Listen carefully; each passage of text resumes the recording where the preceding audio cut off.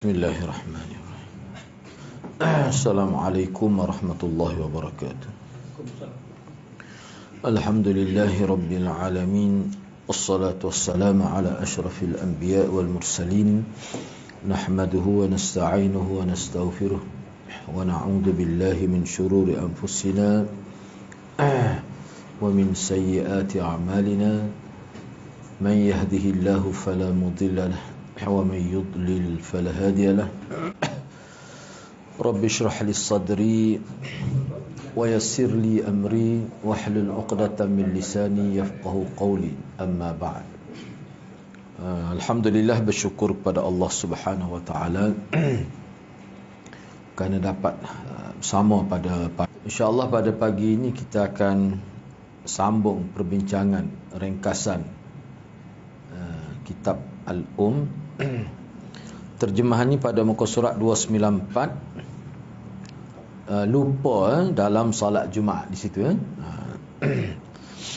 Lupa dalam solat Jumaat. Qaul Imam Syafi'i yang ke-750. Imam Syafi'i rahimahullah berkata, lupa pada solat Jumaat adalah seperti lupa pada solat yang lain. Jadi kalau berlaku lupa dalam solat Jumaat ni, hukum dia tu sama seperti lupa dalam mana-mana solat lah. Hukumnya sama.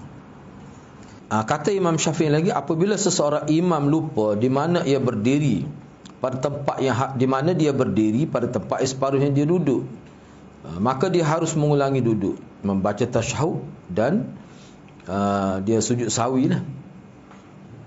Jadi kalau dia tertinggal rukun kerana terlupa, kalau kita lihat di sini, tak kira lah sepatutnya, misalnya kita kata contoh ni, duduk dalam satu rakaat ni dia kena 2 kali duduk, 2 kali sujud.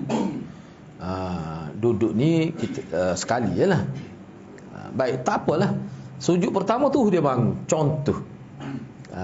Ke sujud mula-mula, di satu rakaat ni 2 kali sujud. Tiba-tiba dia daripada qiyam dia sujud, kemudian terus dia qiyam. Mana dia tak duduk antara 2 sujud itu. Jadi maka dia wajib mengulangi duduk, membaca tasyahud dan juga sujud sahwi lah. Sujud sahwi. Cumanya dalam mazhab Syafi'i ni, kalau dia tertinggal tasyahud awal tu, dia tak perlu duduk sebenarnya. Dia hanya sujud sahwi saja. Tapi kalau khilaf jugalah. Kalau di sini apabila imam lupa di mana dia telah berdiri sepatutnya duduk, mana tak baca tahiyat awal lah, maka dia wajib mengulangi duduk. Dia kena duduk, dah baca tasyahud, lepas tu dia kena sujud sahwi. Jadi mengulangi duduk ni maksudnya dia kena duduk semula lah. Tapi sebenarnya dalam mazhab Imam Syafi'i ini banyak pendapat yang menyebutkan bahawa untuk tahiyat awal tu dia tak perlu duduk dah, cuma dia kena sujud sahwi saja. Ini khilaf lah. Sebab apa? Sebab dia kata tasyahud awal tu bukan wajib, tasyahud akhir tu wajib. Tapi kalau mengikut nas daripada Imam Syafi'i, dia kena duduk. Misalnya dia bangun, dia duduk semula. Dia kena bacalah tasyahud awal tu. Kalau maknanya dia dah bangun dah lah. Kena duduk pun dah. Ni kalau jadi maknanya di sini ada berbeza dengan tokoh-tokoh dalam mazhab Syafi'i. Mana kalam mazhab Syafi'i sendiri, dia kena duduk semula. Walaupun dah berdiri dan juga kena sujud sahwi. Sebab disebut jelas ni, seorang imam di mana dia berdiri pada tempat sepatut dia duduk, bukan dia berdiri. Dia salah lah ni, lupa. Maka harus ni wajib dia mengulangi duduk. Mana dia tak boleh tambah duduk ni, dia kena ulang situ dah. Takut kita faham ulangi duduk tu maknanya jadi rakaat ketiga tu dia duduk. Tak boleh gitu. Duduk tetap rakaat kedua. Duduk ni maksud duduk tasyahud. Sebab tu dia kata duduk, membaca tasyahud dan sujud sahwi. Gitu. Ini berbeza kan ni dengan kita kata dalam mazhab. Sebab itulah kalau kita perhatikan kenyataan mazhab Syafi'i, tidak semestinya itu pendapat Imam Syafi'i sendiri. Dia ada beza tu. Kalau kita belajar fiqh, kita akan dapat Dia punya maklumat tu banyak sebenarnya. Tak apalah. Ni secara ringkas saja di sini. Sujud sawi ni masuk Akhir sujud sawi ni sebelum bagi salam lah. Selepas tahiyat tu lah. Bapa sujud sawi tu sebab kisah lah tadi. Cuma betul-betul dah. Betul. Cuma Takut sujud sawi selalu masa tu. Dia sujud sawi ni dia tak ada. Dia sujud sawi ni dia sebelum wisala. Tu 2 kali tu sujud sawi. Takut pahal gitu dah. Lepas tu. Ustaz, tadi Islam. Boleh. Dia berdiri tadi maknanya dia selama mana berdiri tu? Boleh duduk pun tak? Dia gini. Dia kalau dalam mazhab Syafi'i, ni kita tidak ambil kira pandangan Imam Syafi'i lah di sini. Mana kalau dalam mazhab Syafi'i, kalau sudah sempurna berdiri tak boleh. Tak perlu duduk. Tapi Imam Syafi'i dia tidak sebut gitu sini. Maknanya berdiri dah tu. Sempurna tu maknanya Sempurna berdiri ni gini. Kalau dalam topik mazhab semua berdiri ni dia kira gini. Dia kira maknanya orang panggil tulai belakang apa dia halqah tulai belakang tu, sendi-sendi halus tulai belakang tu masuk dalam cawan dia masing-masing tu. Sempurna orang panggil semua berdiri tegaklah. Kalau dalam mazhab Syafi'i tak perlu. So, dia duduk untuk tasyahud selepas sempurna tu. Tapi kalau mengikut nas Imam Syafi'i ni wajib ulah. Mana kena turun semula. Tu kena baca tasyahud awal dan kena sujud sahwi. Begitulah kalau berlaku dia tak timbul kalau tasyahud akhir, memang tasyahud akhir dia kena duduk. Ni tasyahud awal. Tu jadi khilaf. Kalau tasyahud akhir tak ada khilaf, memang kena duduk, tak boleh buat 5 rakaat tu. Tu. Gitu ya. Begitulah juga sepatutnya hak dia. Contoh kita kata contohnya sepatutnya berdiri dia pergi duduk. Misalnya dia baca tasyahud akhir rakaat ketiga. Tak boleh, dia kena bangun. Dia kena bangun. Hak tu pun kena sujud sahwi. Misalnya dia baca tasyahud akhir pada rakaat keempat, rakaat ketiga. Jadi ingat ke rakaat keempat, lepas tu baru tinggal. Dia kena bangun, tak boleh sudah tu. Tu dia nak bangun. Hak ni rakaat kedua maksudnya. Gitu. Kalau dalam hak kitab ni pun dia ringkas gitu saja disebut. Hak asal ni pun mana hak ni dia tidak ringkas daripada asal sebab hak asal pun ringkas dah. Begitu saja. Sebab hak letak Arab ni pun memang dia sebut gitulah. Ada dia kena buat semula tu. Hak tinggal tadi. Fajalasa. Maka dia kena duduklah nak buat semula tu. Wa tasyahada wa sajada lis-sahwi. Jelas. Okey, seterusnya kita pergi salat khauf apakah boleh dikerjakan oleh orang yang bermukim? Sebab dia khauf ni asalnya salat khauf ni kalau kita tengok dalam asal dia berkait dengan musafir. Dia berkait dengan musafir. Sebab itulah dia buat tajuk salat khauf. Apabila seseorang itu bermukim, boleh ke tidak dia buat salat khauf? Sebabnya salat khauf ni asalnya musafir, tak kira lah musafir perniagaan ke, musafir belajar ke, musafir perang ke, tak kira. Asal musafir. Jadi khauf ni makna takut. Sebab tu ulama kata kalau kita musafir tak ada takut, seperti kita tak ada takut apa, tak perlu salat khauf. Sebab dia salat khauf ni dia melibatkan ramai orang lah. Dia bukan seorang. Baik, cuba kita tengok. Kalau dalam internet ni sebenarnya ada. Dia praktikal secara amali dia tengok bagaimana dalam hadis pun sebut. Cuma hak tu dia buat ada betul mudah kita faham. Hak ni sujud sebahagiannya berdiri nak tengok paling tengok musuh lah. Bila kita kata saf depan tu bangun, dia baru dia duduk. Tu salat khauf. Maknanya salat itu tetap ada berlaku pemerhatian terhadap gerak-geri musuh tu. Tu. Baik, cuba kita tengok di sini. Jadi salat khauf apakah boleh dikerjakan oleh orang yang tidak bermusafir? Bolehkah? Sebab asalnya musafir. Qaul yang ke-751 Imam Syafi'i berkata, Allah tabaraka wa ta'ala berfirman, "Wa idza darabtum fil ardh falaysa 'alaykum junah alla taqsuru minas salah." Dan apabila kamu mengadakan perjalanan di muka bumi, perjalanan mana musafir, maka tidak mengapa kamu mengqasarkan sembahyang. Tu dalil dia. Surah An-Nisa ayat 101. Imam Syafi'i berkata, Allah Subhanahu Wa Taala mengizinkan untuk mengerjakan salat dengan cara qasar, meringkas tu mana qasar, ketika takut atau dalam musafir.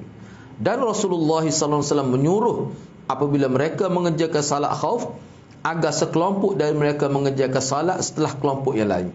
Dia boleh masuk dalam semaya tu secara sekaligus. Boleh. Misalnya dia buat dua sah lah. Sah pertama, sah kedua. Jadi kalau sah pertama tu sujud, mana sah belakang tu dia kena berdiri. Dia tengok musuh. Bila hak ni berdiri, barulah dia rokok, dia sujud dan sebagainya. Maknanya dia bergili-gili. Jadi sah pertama, sah kedua. Tidak ikut email lah, tidak. Dia ikut email tu pada takbiratul ihram saja. Allahu Akbar tu semua ikut email tu. Lepas tu dia berubah, dia tak sama dah. Sebab apa? Sebab nak supaya ada yang memerhatikan musuh tu. Tu maksud dia. Dia ginilah mudah. Sebagai mana kalau kita tengok dalam internet tu ni betul lah, molek lah dia buat tu, kita pun mudah faham. Kalau kita baca kitab ni tidak jenis tu ke, kena make banyak perkara. Dia gini. Dia letak dua saf. Akad takbir sekali. Muka berdiri. Allahu Akbar. Mata tu tak perhati tempat sujud dah. Dia dah tengok sekitar. Boleh paling tu. Paling tengok. Itulah. Setengah mazhab kata tak jadi apa juga. Sebab tengok ni bukan batu dekat kita ni. Bukan boleh tengok 360 darjah. Mana kena ada juga hak tak semaya duduk tepi tu. Dia duduk perhati musuh kat belakang. Sebab kalau kita duduk sekarang tengok 180 ya. Gitu ya sekitar ni. Sebelah 180 sebelah ya. Tu. Jadi itulah, kalau sini lebih pada tu anda tengok ni. Baik, tak apalah, kita ambil ni. Baru nampak jelas. Ni kalau kita semaya berlaku dua kumpulan tu dah. Nak paling setara mana? Dia tak boleh paling begini. Siapa jadi terdedak, jadi kesok pula dada tu daripada kiblat tu. Sebab tu dia kena semaya satu kumpulan lagi duduk jaga di sekitar tu. Berkawal di sekitar. Sudah ni mayat, hak tu lebih baik. Sebab dalam internet dia tidak gitu. Sebab tanda-tanda ada yang disebut dalam kitab. Tapi kalau sini, tanda ayatnya. Cuba perhati. Qaul yang ke-752, Imam Syafi'i kata, Allah SWT mengizinkan untuk mengerjakan salat dengan cara meringkas ketika ketakutan atau dalam perjalanan. Dan Rasulullah SAW menyuruh apabila mereka mengerjakan salat khauf agar sekelompok dari mereka mengerjakan salat setelah kelompok yang lain. Maknanya dua kelompok tu bukan semaya serentak. Tapi kalau dalam internet tu dia tidak wahani. Anda tengoklah. Tahun ni lebih baiklah bagi anda. Lebih praktikal. Salat khauf dibolehkan bagi orang yang musafir dan bermukim berdasarkan firman Allah tadilah. Mana kalau berlaku takut, misalnya jatuh ke apa kita kata, duduk di rumah pun takut. Enggak, sebahagian misalnya di rumah tu ada 8 orang kita kata. Sebahagian semaya, sebahagian tak semaya tu duduk takut celah dinding. Kut tepi nela tengok takut orang mari. Ni kalau keadaan begitu. Tu misalnya kata kih kucurian, berak dah kih. Tak misalnya tak lepas masuk rumah dah. Jadi menyebabkan timbul takut. Boleh buat gitu. Mana nak maya Jumaat serentak tu jadi ada kebimbangan. Patut takut ni tahap mana siapa gitu tu. Dia ada dhabit dia. Dalam kitab sebut ni biasanya musim zoom perang jugalah. Jadi gitu ya. Jadi takut tu gapo dia kita kata ni. Kalau bahasa Arab gapo dia anda pun nak temu dhabit. Dhabit ni maksudnya begini. Tak apalah dengar, boleh dengar tak? Dhabit ni maksudnya begini. Orang panggil ciri-ciri takut tak apa dia. Sehingga boleh dikategorikan takut. Salat khauf. Takut tu tahap mana? Sebab kita lah ni pun ada takut. Ada orang tu bunyi guru takut dah. Takut tu ke? Tak. Takut yang dimaksudkan di sini. Jadi takut yang dimaksudkan tu makna takut tu siapa peringkat mana boleh terancam nyawa lah. Tu. Semata-mata takut. Lepah pun takut setengah-setengah orang tu. Bukan takut tu dhabit dia. Mana ciri-ciri takut tu siapa peringkat boleh menjejahkan dia punya keselamatan, harta benda dan sebagainya. Hak tu boleh lah, maknanya sebahagian semaya, sebahagian jaga kita kata, memerhatikan keadaan sekitar itu. Itu yang dimaksudkan di sini. Jadi walaupun tidak musafir pun kalau ada takut yang menepati kriteria takut yang dimaksudkan, maka bolehlah salat khauf ini. Cumanya ulama kata kena semaya tamam, tak boleh qasar. Sebabnya dia tidak musafir. Begitu. Cuma di sini Cuba perhati tak Imam Syafi'i. Salat khauf diperbolehkan, yakni harus bagi orang musafir dan orang bermukim berdasarkan firman Allah. Baik, cuba kita tengok. Tak habis lagi tu. Asasnya boleh. Lepas tu lagu mana nak buat? Sebab kalau dalam keadaan biasa berkenaan dengan qasar ni tak boleh qasar kalau tidak musafir. Jamak tu boleh. Baik, cuba kita tengok. Qaul 753. Imam Syafi'i berkata, orang yang musafir dan bermukim apabila dalam situasi takut, dalam keadaan takut dalam konteks tadi, ia mengerjakan salat sebagai salat khauf, maka dia pun salat khauf lah, kerana ada ilat itu, iaitu takut itu. Tidak boleh bagi orang yang bermukim mengerjakan salat khauf kecuali dengan menyempurnakan bilangan rakaat salat. Kena semaya pak juga, kena semaya tamam. Apabila bagi musafir boleh meringkaskan salat khauf apabila dia kehendaki. Namun apabila ia menyempurnakan bilangan rakaat salat, maka hal itu jadi juga boleh juga semaya. Tapi bagi saya, kata Imam Syafi'i, kalau dia musafir, molek dia ringkaslah, molek dia semaya qasar. Cuma salat khauf tu, jadi maknanya salat khauf bagi yang tidak musafir dengan salat khauf bagi musafir ada beza. Di mana sudut bezanya? Sudut bezanya dia sudut qasar. Mana orang musafir dia qasar, khauf dia, salat khauf dia. Orang yang bermukim, salat khauf dia tetap kena tamam ke salat itu. Gitu. Cuma dia boleh jamak lah. Boleh jamak lah. Bezanya boleh jamak. Walaupun tidak bermusafir pun. Jadi maknanya jadi 8 rakaat lah. Nak bila dia nak jamak antara isya dengan zuhur dengan asar. Kalau tu jadi 7, maghrib dengan isya, begitu. Lepas tu jangan jamak lah dia punya subuh dengan duha tu. Ada orang tanya tu. Agak ngerti dia tanya boleh, dia kata tak boleh. Baik, tak apalah, cuba kita tengok lagi. Gitu. Itu jelas lah tu. Tapi Imam Syafi'i ni bagi dianya kita qasar tu kalau musafir tu lebih afdal lah. Lebih afdal. Walaupun jadi juga dia kata kalau semai tamam pun. Cuma bagi setengah-setengah ulama dia kata makruh. Tamam ketika musafir sebab itu hadiah Allah. Allah beri kelonggaran. Allah beri longgar tak sih pula. Tu. Tak kata si nasabah Nabi kata tak kata si terima hadiah Allah ni. Jadi pendapat kata makruh lah. Makruh ada. Ana pun tak ingat, ana kena cek semula. Ada. Ana tak ingat pendapat siapa, dia kata siapa tak sah. Tapi waktu terpencil lah. Tapi makruh tu atau jelas lah. Cuma tadi ana tak ingat siapa dia, tapi pernah baca. Tapi kukuk mana pun jumhur ulama kata lebih molek kita qasar lah. Lebih molek tu. Tapi tak umumnya kalau semai tamai pusah atau umumnya begitu. Ya boleh. Ada orang tu dia jamak masa majlis kenduri. Boleh Ustaz? Tak boleh.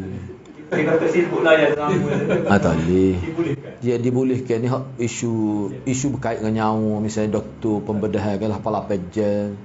Tu tak apa lah tu. Tak boleh kenduri.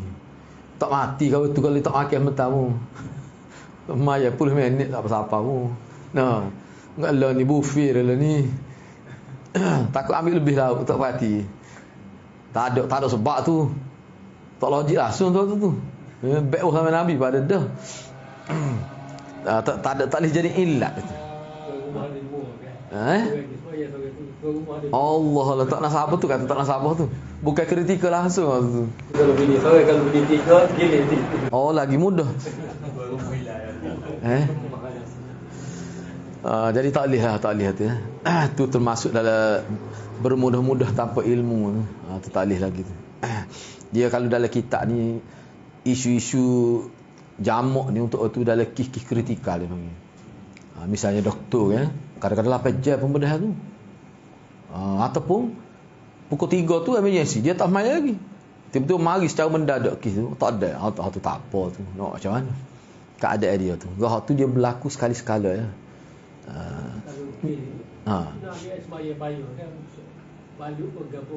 Boleh. Hak tu dia panggil takbir tu maknanya dia buat gini ya. Dia basah tangan dia buat gitu ya. Itu dalam fiqh manhaji pada sebut tu dia panggil takbir. Boleh, tak ada masalah. Sebab kita luka kan. Sebabnya gini ana perhatian ana tengok. Yalah kita pun ambil kira juga keadaan semasa ni kan. Sebab kita pun tidak tahu debu tu bersih setara mana. Sebab luka ni kalau kita guna debu tanah tu bahaya tu, mengikut doktor. Bakteria dan sebagainya. Air kalau kita buat baru buah air ni lambat. Hatu yang dimaksudkan tu. Sebab itulah kalau siapa pikak gitu kan tak, dia tak perlu pun tempat tu tak perlu basuh pun. Biar tinggal tu. Sebab dia sudah termasuk di luar, tidak termasuk di bawah bab darurat tu. Tak perlu pun. Cuma anak kata tatbih ni hak balut, hak baru, dia luka baru. Jadi orang panggil macam jadi hak tempat basuh jadi sapu lah. Syarat. Contohnya gini misalnya dalam fikih, misalnya kita pakai basuh tangan ni ada dua, tangan dan sapa ke siku. Dua tu. Jadi kita kalau kita nak basuh kita buat gitu, basuh hak ni lah. Jangan air tak akan mengalir. Sapa hak ni buat gitu ya. Macam setuh ya. Tidak ada syarat kata gapo pun. Gitu ya. Kalau nak guna debu boleh kot, cuma masalah debu ni ana pernah tanya doktor. Jadi kita pun tak, dia debu ni sebenarnya hak asal dia bukan kih orang cedera. Kita ada air. Sebab tu kalau kih cedera, ulama tidak syukai guna debu tanah. Guna tayamum tu. Gua luka. Bahaya tu. Bakteria tu boleh jadi lah. Sebab tu doktor dia macam dia tanya Ana lah, Ana kata Ana berpendapat gitu juga. Tak boleh doktor merah tu. Kita neng cuma tak wani nak kecek mereka. Itu dia kata Nabi tak ada nas tu. Kalau sakit tu dia lain. Kau asal tayamum ni bila tak ada dia tak ada air. Gitu ya. Jadi kalau siapa luka, bahaya tu. Kena debu tu. Macam-macam boleh berlaku. Boraklah kita kata. Tu kena faham tu.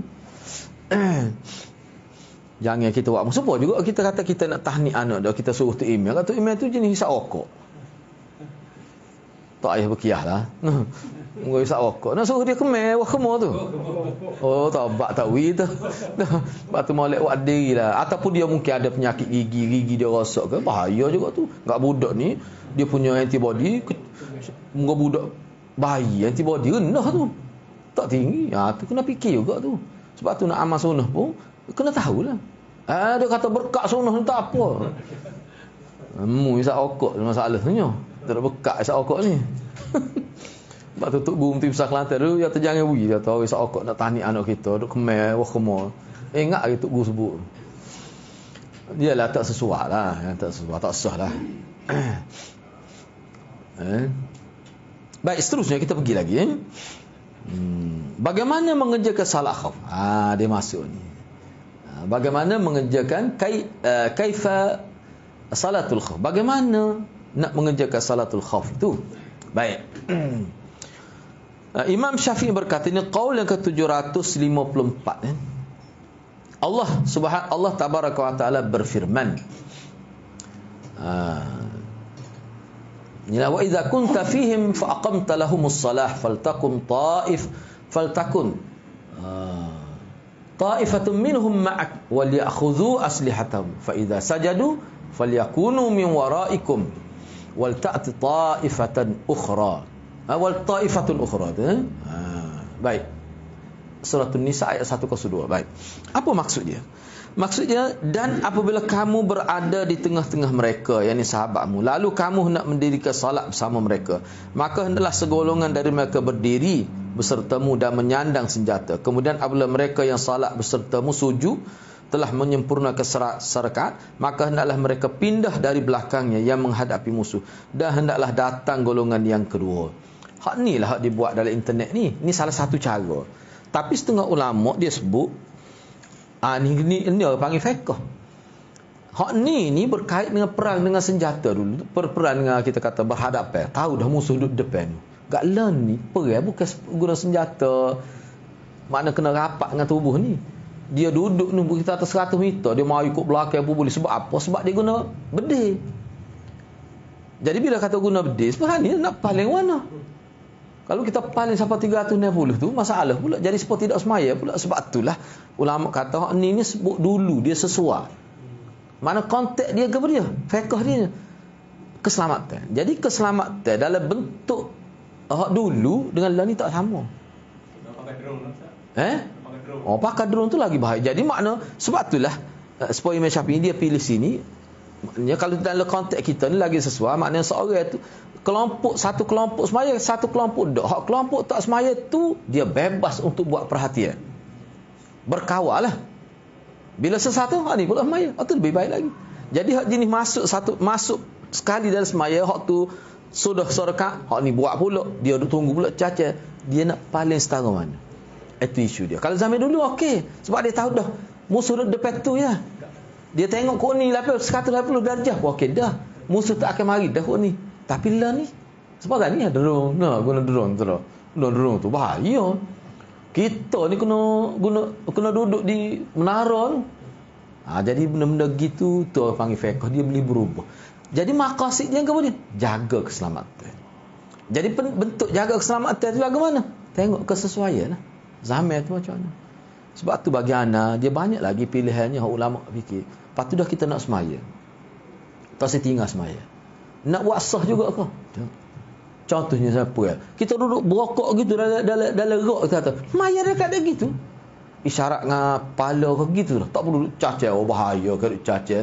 Sebab kalau kita baca dalam internet tu, mana peluru ni, mana kita kata keadaan kita ni, kalau kita menerak gitu, paling minimal lah nak kena peluru tu. Duk cokoh tu, duk berdiri ni memang terdedah tu. Jadi makna kalau nak semaya dalam keadaan perang guna berdiri tak? Perang guna berdiri, semaya dalam keadaan menerak gitu. Ingat kepada Allah SWT. Gitu maya. Bila keadaan tu tenang. Lepas tu kalau tak tenang, seperti zaman Nabi dalam perang Khandaq tu macam mana? Tinggal beberapa rakaat, tinggal beberapa waktu. Siapa semaya di qada tu dalam waktu Isyak, 3 waktu. Sahur, asar, maghrib. Maya dah lepas Isyak belaka. Apa tak boleh buat gitu? Tu. Jadi bila tengok keadaan tenang walaupun tinggal beberapa waktu, semayalah. Lepas tu dia kata nak ambil air semaya mana? Allah, mudah benar agama kita ni. Mana buat setakat boleh. Tu orang panggil tayamum tu. Jadi, lepas tu nak cari debu mana? Pakailah mazhab lain, pakai tepuk atas bumi gitu, tak nampak debu. Dia debu ni kan, kita tak nampak pun debu tu. Pakai gitu berjadi. Tapi kalau dalam keadaan kecamuk sangat, tak ada air semaya pun boleh. Dalam keadaan teruk kritikal sangat. Lepas tu ulama kata kalau siapa nak ambil air semaya, nak tepuk tak boleh. Maknanya pada waktu kalau dia tak semaya pun tak apa situ. Seperti Nabi Khandaq lah. Siapa 3 waktu semaya, mana keadaan kritikal menang. Enggak peperangan lah ni ada berlaku gitu. Bila reda sikit, semaya lah. Kenapa hal tu? Tu buat dia keadaan tu kita kena bertindak mengikut keadaan dia tu. Nak semaya lagu mana, kita tak perlu duduk mayuhnya tak kepala dah. Kadang-kadang sekerak hari tak berhenti perang, nak semaya lagu mana? Allah beri kelanggaran dalam situasi itu. Tak boleh ikut dah hukum asas itu tu. Itu maksud kenapa hal tu. Tapi semaya tetap kena semaya. Kukuk mana pun. Sama ada kita nak guna istilah Imam Syafi'i hormat waktu ke, tak kira. Semaya tetap kena semaya. Walaupun sudah berlalu beberapa waktu pun, tetap kena semaya. Tak ada air semaya, ada kaedah lain pula. Bertayamum. Nak tayamum, tangan ni pakai sarung tangan, habis ni kan, tentera kan. Dah, nak buat lagu mana? Pakai gitu. Tak boleh nak pecah, tak sesuai. Tak boleh pecah, pakai gitu je. Sebab itulah tentera kita, orang Islam, masa dia nak pakai tentera, dia kena ada air semaya dah. Dia mengambil kira tu lah. Mana tak pecah pun tak apa. Kita kata tu khuh ni, sarung tangan, dia kan boleh pecah-pecah lah. Tu fiqh. Idza daqa ittasa. Bila sempit, bila keadaan dia jadi luah balik. Tidak ikut hukum asal. Sebab tu anak kata, ya ulama kita sebutlah, agama Islam kita ni tak, dia tak payah. Kira hak mudah tu pun kalau jadi masalah, jadi boleh lebih mudah pada tu lagi. Hak semaya ni kita tidak bergerak, tapi kalau hak tu pun tak boleh nak buat kerana situasi, dia jadi lebih mudah lagi. Tapi semaya tetap kena semaya. Lepas tu kena tahu tu. Baik. Kukuk mana pun berdasar pada ayat ni, zahir ayat ni maknanya semaya itu berlaku serentak lah. Baik, tak apalah.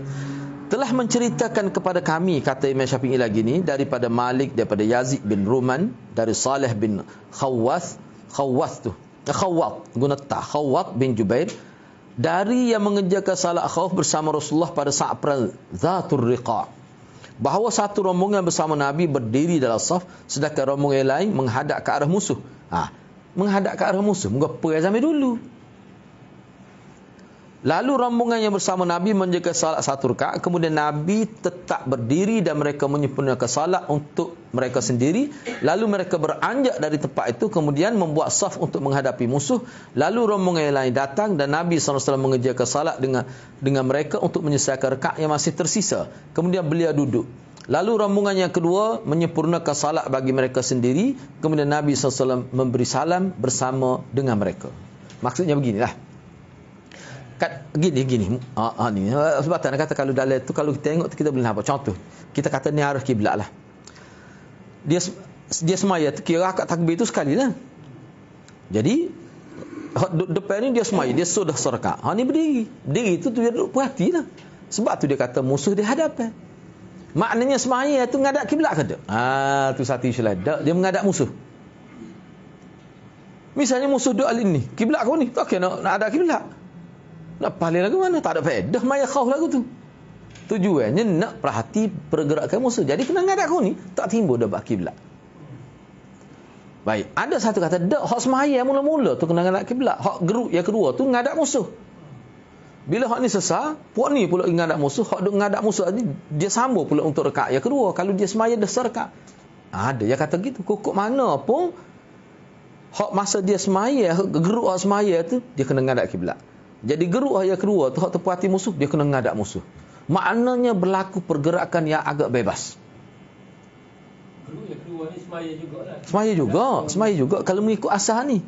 Sebab tak nak kata dalam ni, kalau dalam hak baru ni, ada yang kata dak, semaya hak tu sesar bawa dia dulu.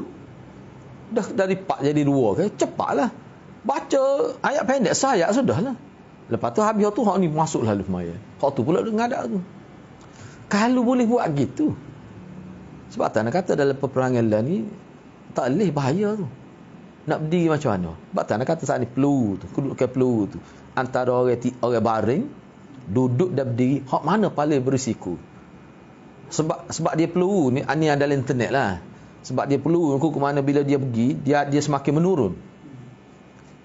Jadi kukuk mana yang paling tidak berisiko orang yang duduk lah. Orang yang baring. Sebab tu kalau berlaku bom, dia menerak semua. Risiko dia tu rendah. Begitu kan? Ni kan semaya berdiri pula. Itulah kena tengok lah. Dulu lain. Dia tak sama. Ringkasnya begini. Anda boleh sebut di sini. Maknanya bagi orang nak semaya, dia kena mengambil posisi yang paling selamat. Sehingga kalau tak ada posisi yang selamat, maknanya keadaan yang begitu berkecamuk, dia boleh terus lawan musuh, dia tak semaya pun tak apa. Bukan kata tinggal semaya, tak. Tangguh semaya. Qadha semaya seperti berlaku pada Nabi dalam peperangan Ahzab ataupun Khandaq itu. Itu kena ingat tu. Tapi kukuk mana pun semaya keadaan takut ni, kalau keadaan itu sesuai. Kena tengok keadaan. Jadi situasi itulah. Orang yang ada dalam situasi itulah paling tahunya. No ayatnya semaya ni kena semaya. Lepas tu kalau anda ya pekoh, katakanlah sehari sotok tak berhenti. Masuk hari kedua tak berhenti lagi perang. Nak buat mana? Kalau betul berlaku gitu, tak ada celah kita tak nak semaya. Parutlah kena qadha ya. Kedua menghadap musuh. Pertama menghadap kiblat. Tekal dengan gitu dah satu duduk. Gitu. Takut. Mari. Ada. Dia gini. Kalau mengikut dah hak ni, hak kita baca lah, hak sebab hak ni kita tidak bincang secara detail. Hak ni dak serkat ya. Lepas tu mari pali pula. Hak ni pula sudah serkat. Jadi bila sudah serkat, kita pada rakaat kedua kita menghadap musuh. Kita pula berkawal. Jadi hak geruk yang kedua ni dia masuk pula untuk solat, untuk rakaat pertama. Selesai dia pula pergi jaga, kita sudahlah rakaat yang kedua tu. Sebab tak ada kata dia berlaku pergerakan yang bebas. Nak pergi pada musuh kena jalan tu. Begitulah seterusnya berlaku. Sebab itulah ya. Mana? Enggak dia? Dalam kisah dia, Nabi ngadap kiblat. Tu. Betul ngadap kiblat. Sebab tak nak kata nak ngadap kiblat tu hak geruk pertama. Tapi bila nak berkawal, tak ada dah kiblat tu, muka musuh tak ngadap kiblat. Sebab hal ni lah maksud. Memang mula menghadap kiblat bagi yang semaya. Bagi yang semaya tu. Tapi bila sesar rakaat pertama, dia nak peluang hak geruk kedua, tu dia tak ngadap kiblat lah. Dia bergerak lah. Itu maksudnya. Tu. Jadi maknanya di sini dia tidak ikut keadaan hasar, tidak ikut dalam keadaan biasa. Tapi ngadap kiblat tu ngadap untuk yang semaya tu. Kita kata, lepas tu apa tak sudah lalu? Memang ada pun pendapat kata sudah lalu dua-dua. Ada. Cuma sini ringkas dia tak sebut. Dia kata apa nak wasa ya, nak wasa lepas tu pergi orang lain. Sudah lalu dua-dua tu. Ada juga yang kata gitu. Sebab tu anak kata ada keadaan ni kita fikirlah mana-mana yang sesuai. Sebab tu dia kuku mana pun khilaf ulama, dia rahmat untuk kita. Dia kita sebab tu anak lebih merujuk sebab dia gini kalau dalam internet ni banyak kita dapat maklumat ulama-ulama kita bincang salatul khauf ini. Sebab apa zaman peperangan zaman Nabi tak sama zaman kita. Keadaan kritikal tu, bentuk kritikal tu.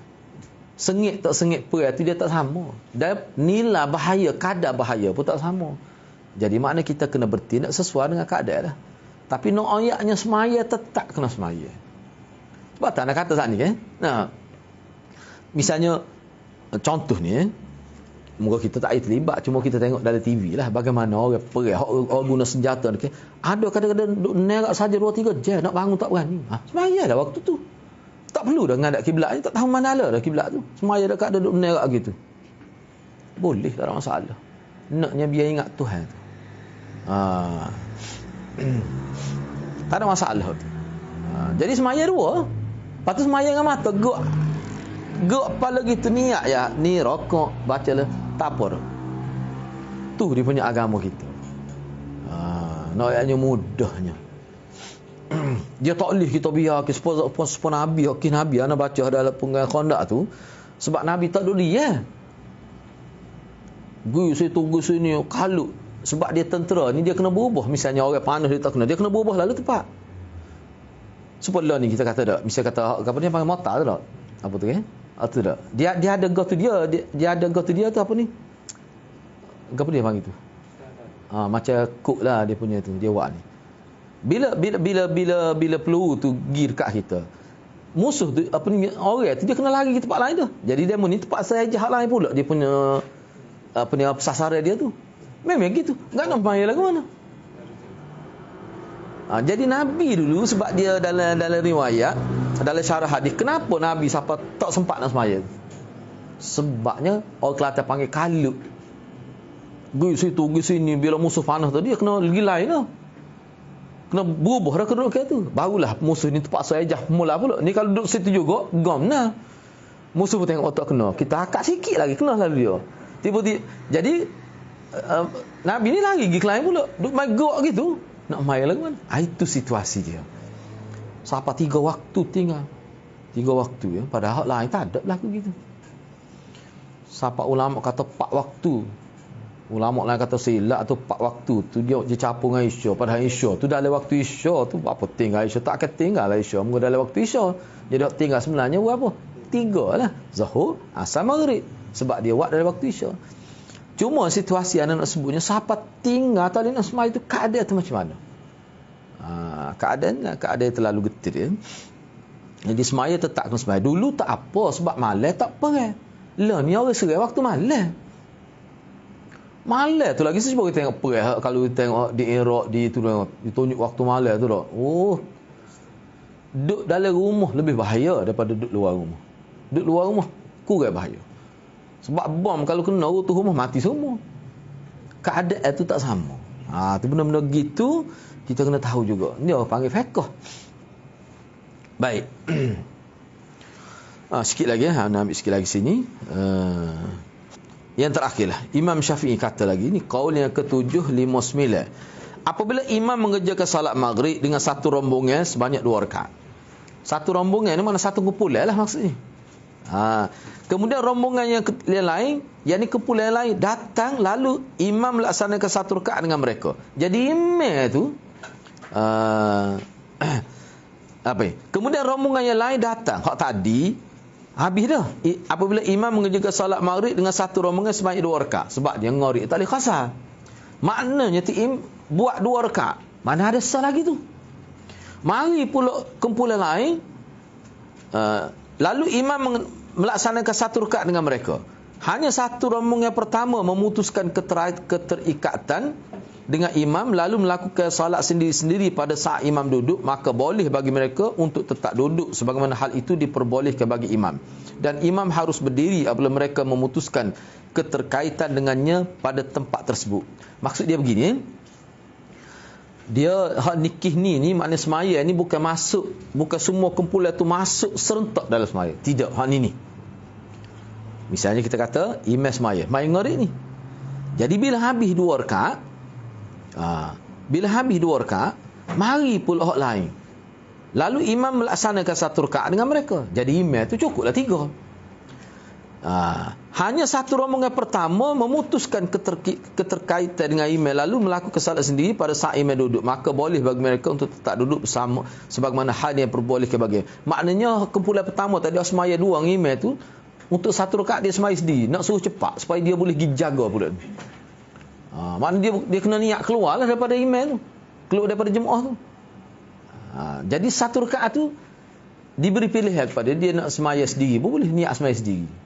Ni salat khauf ni. Hak ni salat khauf ni maknanya di rumah pun boleh buat gini. Kalau ada khauf, makna khauf tu ada.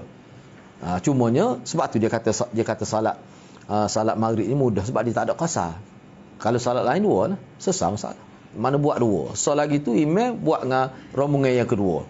Tak ada rombongan yang kedua. Jadi rombongan yang kedua kena tambahlah 2 lagi tu.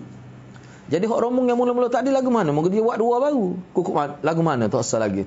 Hak asal lagi tu dia boleh sudah sendiri. Dia boleh sudah sendiri. Lepas tu dia pergi. Tu. Bapa yang jadi gitu tu. Kerana nak supaya selamat keadaan tu. Sebab itulah bagianan pendapat yang mengatakan semaya suku-suku tu. Hak tu lebih baik lagi. Dalam keadaan ni. Awak semayalah sudah dulu. Bila sudah tu dia pergi jaga orang lain mari pula. Gitu. Itu maksud dia. Baik, satu lagi. Ialah menggosi ni dia rengkah ni. Satu lagi.